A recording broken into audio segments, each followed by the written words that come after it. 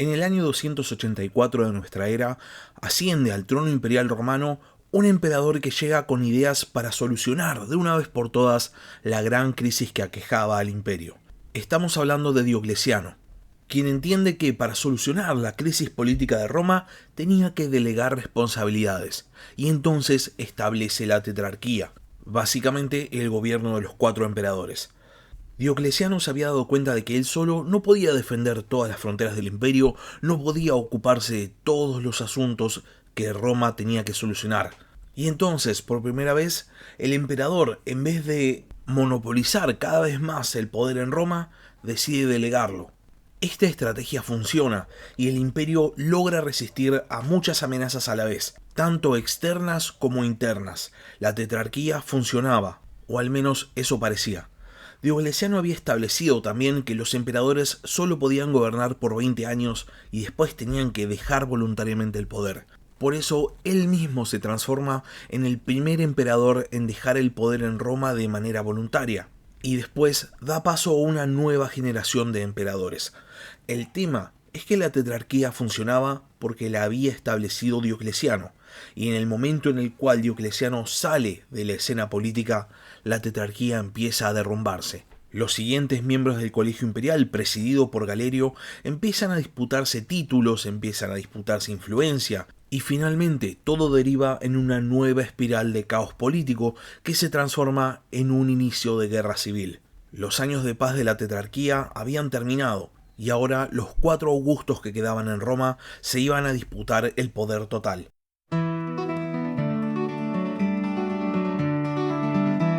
Hola a todos, sean bienvenidos al podcast de historia La Barba Roja de Barba Roja.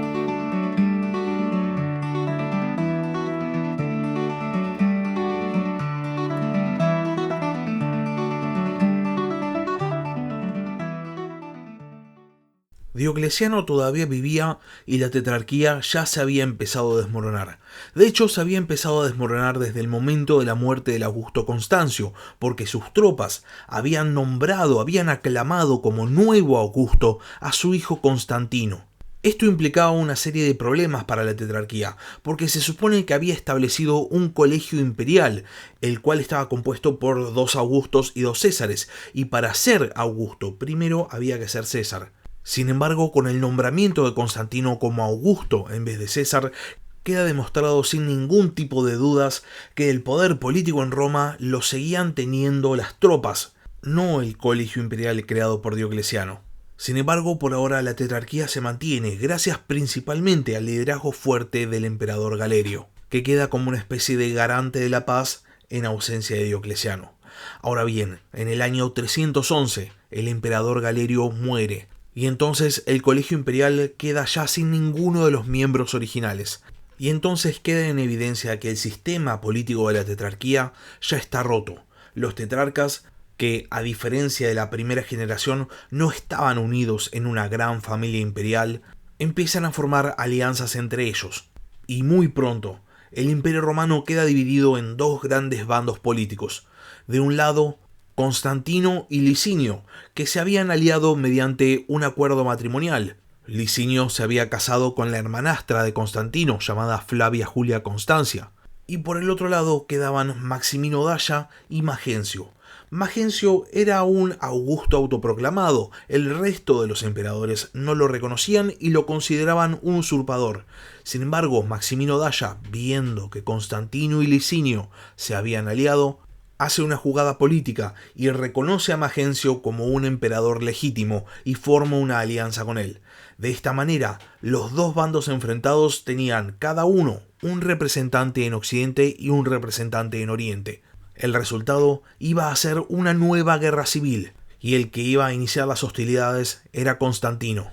En el año 312, solamente un año después de la muerte del emperador Galerio, Constantino inicia su campaña contra Magencio. Para esto realiza un cruce de los Alpes y se encuentra con el ejército de Magencio en lo que va a ser el primer choque de esta guerra civil, la batalla de Turín. Las fuerzas de Magencio estaban compuestas principalmente de caballería pesada, mientras que las fuerzas de Constantino tenían un núcleo de infantería y estaban apoyadas por caballería ligera. Constantino sabía que su caballería no podía competir contra la de Magencio y sabía también que tenía que hacer algo con la caballería de su rival. Entonces, posiblemente emulando a Aureliano en su campaña contra el Imperio de Palmira, equipa a su infantería con un tipo de masa diseñada específicamente para penetrar una muy poderosa armadura. La caballería de Magencio choca contra la infantería de Constantino y mientras tanto la caballería ligera de Constantino hostiga los flancos del ejército de Magencio. Cuando la caballería de Magencio es neutralizada, el resto del ejército de Constantino avanza contra su infantería y lo derrota completamente.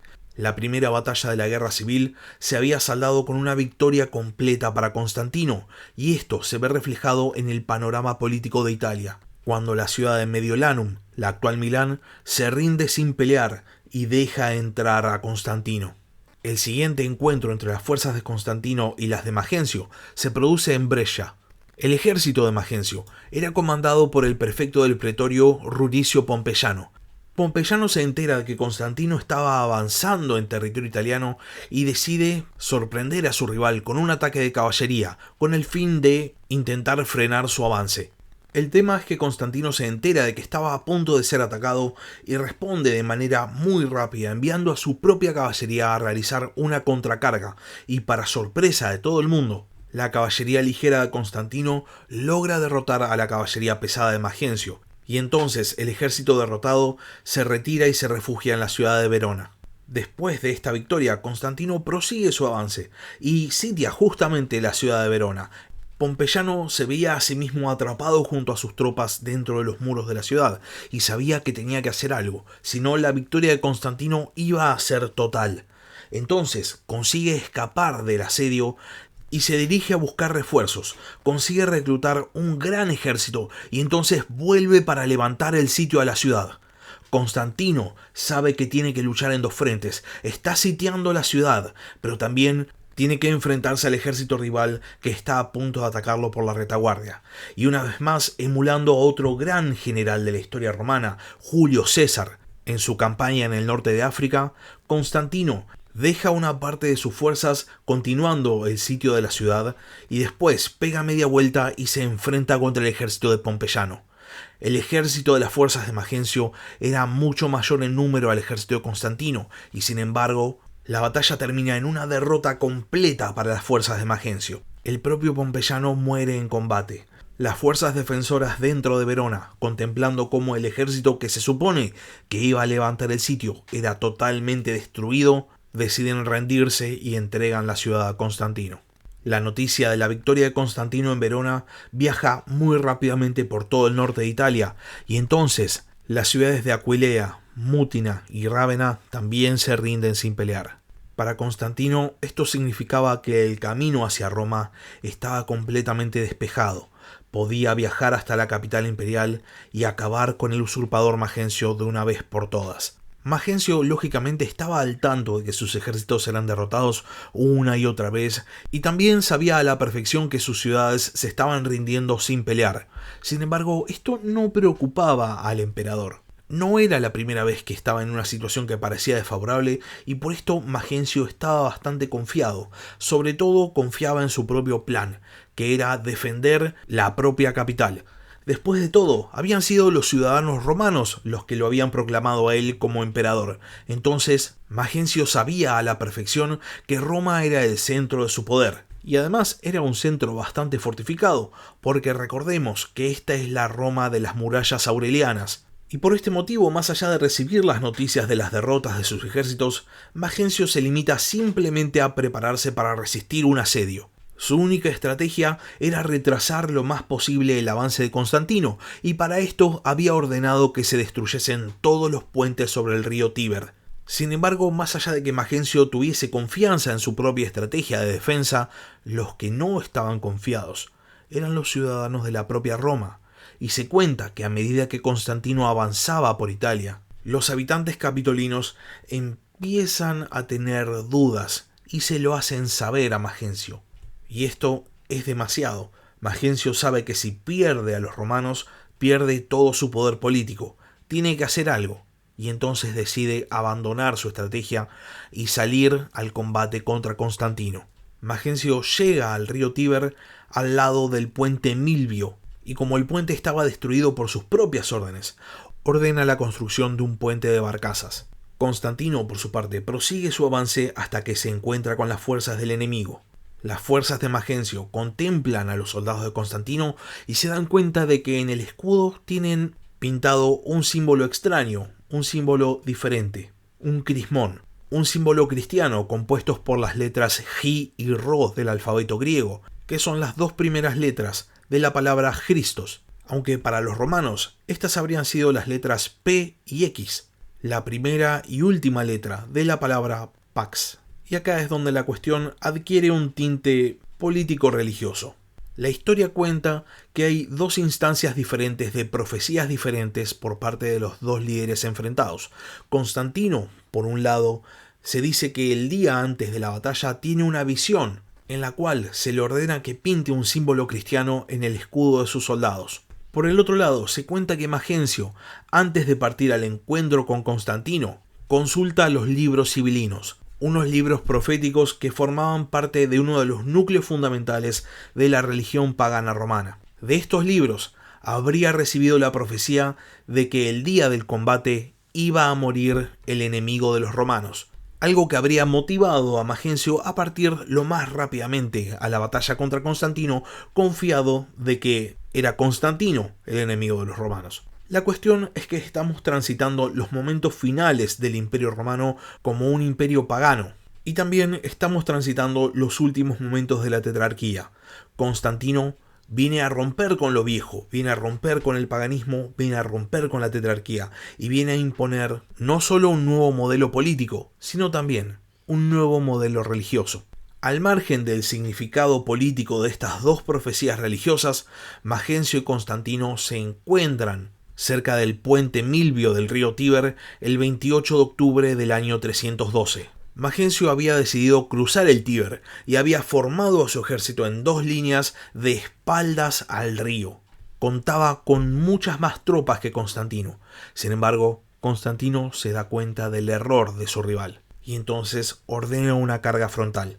La caballería de Constantino carga primero y la infantería carga después. El resultado es que la doble línea de Magencio empieza a retroceder y los soldados que estaban atrás se empiezan a caer al río y se ahogan. El propio Magencio, viendo que la situación se descontroló completamente y que esto va a ser una derrota segura, huye del campo de batalla, intenta cruzar el río por las barcazas que había puesto como puente, pero junto a él intentan cruzar muchos de sus soldados, y entonces las barcazas colapsan por el peso del ejército. Magencio cae al río Tíber y muere ahogado junto a una gran cantidad de sus tropas. La batalla del puente Milvio, una de las batallas más importantes de la historia antigua, o tal vez de toda la historia, había terminado. Al día siguiente, el 29 de octubre del año 312, Constantino entra triunfal a Roma. Los romanos lo reciben de muy buen grado. Básicamente la ciudad se estaba rindiendo sin pelear. El cuerpo de Magencio es recuperado del río Tíber y es decapitado, y la cabeza de Magencio se pasea por toda Roma primero y después se envía a Cartago en el norte de África y se pasea por toda la ciudad también, para que todos los aliados políticos de Magencio sepan que su causa murió. Constantino es el nuevo señor de Occidente.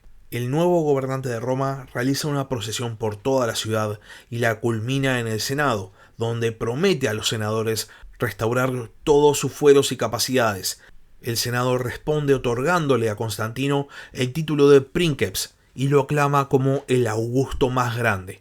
El usurpador Magencio había sido derrotado y ahora en Roma quedaban solamente los 3 Augustos legítimos, uno en Occidente, Constantino, y 2 en Oriente, Licinio y Maximino Dacia. Sin embargo, Maximino Dacia sabía a la perfección que Licinio y Constantino habían firmado una alianza, por esto había apoyado a Magencio en un primer momento, y entonces, viéndose en una posición muy precaria, decide lanzarse en una campaña contra su rival más cercano. En el año 313, Maximino Dacia cruza el Bósforo y captura la ciudad de Bizancio. Después se dirige a la ciudad de Heraclea, a la cual también asedia y captura. Mientras Maximino Dacia estaba asediando Heraclea, Licinio llega con sus fuerzas a la ciudad de Adrianópolis, la actual Edirne, en Turquía, y después marcha hasta encontrarse con su rival cerca de la ciudad de Tsiralum. La principal fuente de la batalla es Lactancio, un escritor que también es la principal fuente para la campaña de Constantino. Lactancio también presenta en esta campaña la dicotomía entre cristianismo y paganismo. Dice que Licinio, antes de la batalla, hace que sus tropas reciten una plegaria cristiana, y también informa que Maximino Dacia habría prometido reanudar la persecución a los cristianos. Es muy probable que Lactancio, siendo un escritor cristiano del entorno de Constantino, haya usado la religión como método de propaganda política. Sea como fuere, Licinio sorprende a su rival y ordena un ataque, consiguiendo una fácil victoria. Maximino Dacia, viéndose superado, tiene que cruzar de vuelta el Bósforo y se refugia primero en Nicomedia y después en Tarso, donde va a morir a los pocos meses. Licinio, de esta manera, se transforma en el Señor de Oriente, y ahora Roma está gobernada nuevamente por una diarquía, por 2 emperadores. Sin embargo, como les comentaba al principio del capítulo, Licinio y Constantino, más allá de haberse aliado, más allá de haber sellado esta alianza con un matrimonio político, rápidamente se van a transformar en rivales. Sobre todo, porque sobre todas las cosas, Constantino quería ser el único emperador de Roma. Y entonces, más allá de la aparente paz, todo el mundo sabía que la guerra civil no iba a tardar en reiniciarse. Pero eso es tema para otro capítulo. Hasta acá llegamos con el capítulo de esta semana. Si llegaron hasta acá y no están suscriptos al canal, les recomiendo que se suscriban. Subo nuevos capítulos todas las semanas.